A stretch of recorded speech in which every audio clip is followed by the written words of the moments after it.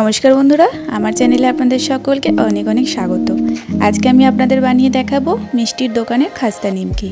आज के भिडियोटी सम्पूर्ण देखबेन। रेसिपिटी भालो लागले एकटा लाइक कमेंट करबेन, तार संगे चैनेलटी सबस्क्राइब करबेन। चलुन शुरू करी आजकेर रेसिपि। खास्ता निमकी बानानोर जोन्नो चायेर कापे करे मेपे 1 काप परिमाणे आटा निये निलाम। आर एई आटार जायगाय आपनारा मयदाटाओ निये निते पारेन, तबे आटा दिये खास्ता निमकिटाओ अनेक सुंदर हय। एबार 1 काप आटार जोन्नो लवण दिए दिচ্ছি 1 4 चामच माने एकटा चामचेर 4 भागेर 1 भाग और चीनी दिए देब हाफ चामच। एखन किछुटा कालो जिरे दिए दिচ্ছি।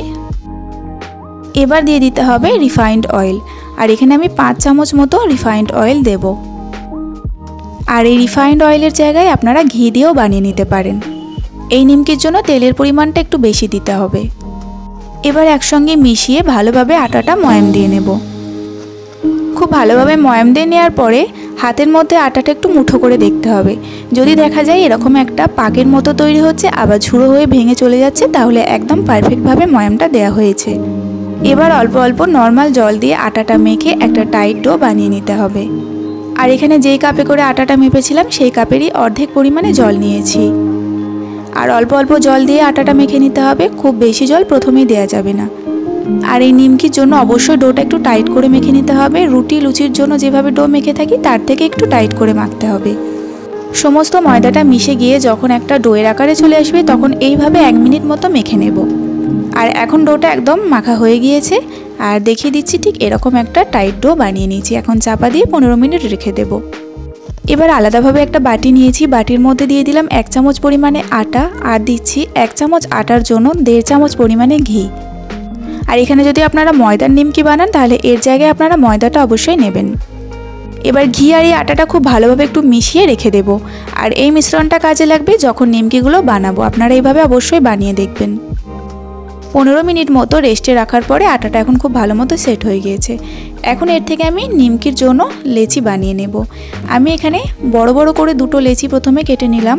এবার একটা লেচি তুলে নিলাম আর একটা লেচি চাপা দিয়ে রেখে দিলাম।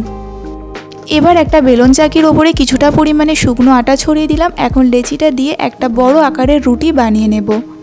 আর প্রথমে রুটিটা একটু পাতলা করে বানিয়ে নিতে হবে। আর আমি ঠিক এরকম ভাবে রুটিটা বানিয়ে নিয়েছি। এবার যে মিশ্রণটা আমি বানিয়ে রেখেছিলাম আটা এবং ঘি, সেই মিশ্রণটা আমি হাফ চামচ পরিমাণে দিয়ে দিলাম। এবার হাতে করে খুব ভালোভাবে আটার চারপাশে লাগিয়ে দিতে হবে যাতে প্রতিটা জায়গায় এই মিশ্রণটা লেগে যায়। খুব ভালোভাবে রুটিটার মধ্যে মিশ্রণটা লাগিয়ে নেওয়ার পরে এখন রুটিটা এইভাবে রোল করে নিতে হবে, যেরকমটা আমি করে দেখাচ্ছি। এইভাবে রোল করে নেওয়ার পরে এখন ছুরি দিয়ে ছোট ছোট লেচির আকারে কেটে নিতে হবে। যেমনটা লুচি বানাই ঠিক সেরকম আকারেই লেচিগুলো কেটে নিতে হবে। এইভাবে নিমকির জন্য লেচিটা কেটে নিলে প্রতিটা নিমকি খুব সুন্দরভাবে খাস্তা হবে। এখানে সমস্ত লেচিগুলো আমি ঠিক একইভাবে কেটে নিলাম। এবার একটা লেচি তুলে নিয়ে এখন নিমকির আকারে বেলে নেব। যেমন লুচি বানাই ঠিক সেরকম ভাবেই শেপে বানিয়ে নিচ্ছি।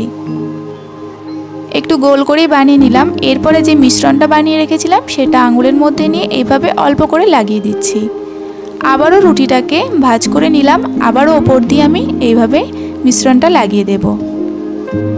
এরপরে আরও একবার ভাঁজ করে নিতে হবে। এরপরে নিমকির আকারে বেলে নিতে হবে। যেভাবে পরোটা বানিয়ে থাকি ঠিক সেরকমভাবে বানাতে হবে, তবে এই নিমকিগুলো একটু ছোট সাইজ হবে। এটা বেলে নেওয়ার পরে কাঁটা চামচ দিয়ে এইভাবে একটু ছিদ্র করে দিতে হবে। এটা করার কারণ হচ্ছে নিমকিগুলো খুব বেশি ফুলে উঠবে না তেলের মধ্যে। একটা নিমকি আমি রেডি করে ফেললাম আর একই পদ্ধতিতে সমস্ত নিমকি আমি বানিয়ে নিয়েছি। এবার আমি নিমকি ভেজে নেব। নিমকিগুলো ভাজার জন্য এখানে রিফাইন্ড অয়েল গরম করতে বসিয়েছি। মিডিয়াম ফ্লেমে তেলটা গরম করেছি। এখন একটা একটা করে নিমকি আমি তেলের মধ্যে দিচ্ছি আর ফ্লেমটা আমি লো করে দিয়েছি। আপনারা দেখেই বুঝতে পারছেন তেলটা কিভাবে গরম করতে হবে। নিমকিগুলো দেওয়ার পরে তেলের ওপর দিয়ে হালকা বাবলস উঠবে। খুব বেশি গরম তেলে কিন্তু নিমকি কখনোই দেওয়া যাবে না, তাহলে নিমকিগুলো একেবারেই খাস্তা হবে না। সবগুলো নিমকি দিয়ে দেওয়ার পরে এখন পাশ থেকে এইভাবে তেল দিতে হবে, তাতে সমস্ত নিমকিগুলো তেলের মধ্যে খুব সহজেই ভেসে উঠবে। আর যতক্ষণ না পর্যন্ত তেলের মধ্যে নিমকিগুলো ভেসে উঠছে ততক্ষণ পর্যন্ত খুন্তি দিয়ে নাড়া যাবে না। কিছুক্ষণ পরে আমি এইভাবে নিমকিগুলো উল্টে দিচ্ছি। আর এভাবে উল্টে পাল্টে নিমকিগুলো লো ফ্লেমে ভেজে নিতে হবে একটু লাল করে। নিমকিগুলো ভাজতে প্রায় 10 থেকে 12 মিনিট মতো সময় লাগবে। আর যত সময় ধরে নিমকিগুলো ভাজা হবে ততটাই কিন্তু খাস্তা হবে নিমকি।